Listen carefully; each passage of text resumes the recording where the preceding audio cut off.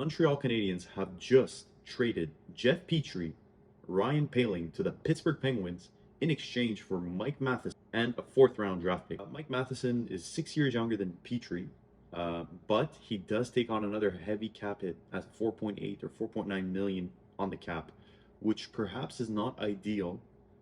He's a left-handed defenseman, which is interesting. We've got a lot of left-handed defensemen coming up in the pipeline. It makes you wonder how he fits in there. But the Kent Hughes press conference just wrapped up, and clearly Matheson is a part of the plans. He's not getting flipped anywhere. This is the real deal. So now the question becomes, which players are going to play on the right side of the defense that weren't previously going to already? I guess it'll require some adaptation for some of them. Other than that, we get rid of also Ryan Poehling, which I'm personally okay with. I mean, he's a center. I don't know if he was necessarily going to reach his ceiling in Montreal. I feel like we've seen everything that's needed to be seen with Ryan Poehling. And with the signing of Kirby Dach, I mean, his career at center was going to be between him and Evans, and I think Evans edges him out by just a little bit. So in return, we free up about, let's say $2 million in cap, and we've just announced also that Pitlick has been signed to a 2-year deal with a $1.1 million dollar cap hit. So that's another great deal, I think, for $1.1 million to get Rem Pitlick. I think that's pretty good for what he produced this year. I think it's fantastic. If he keeps doing that, it'll be worth every single penny of that $1.1 million. And now it leaves us with 13 forwards. So the question becomes, is it going to be Anderson?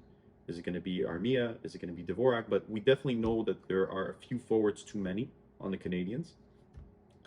So there's probably another trade coming, I'd like to think, because even with all of these trades, according to Cap Friendly, we've only got about 1.25 million in cap space. It'll be interesting to see what we do with that. I'm not entirely sure that we'll be able to get another trade for Dvorak or Anderson, or else I would have assumed that would have happened already. A lot of rumors for Pierre-Luc Dubois, but apparently they want Suzuki, which is never going to happen ever.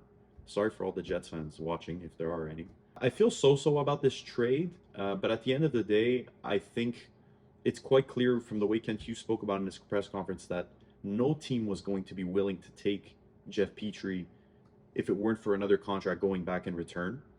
And he mentioned that, he's very glad that it wasn't a dead contract, so I'm guessing those were the offers that were given to him over the last few weeks for Jeff Petry. So at least he's secured a defenseman who's 6 years younger. Yeah, sure, he could be max top 4. He may not be a top 2 like Jeff Petry obviously was here in Montreal.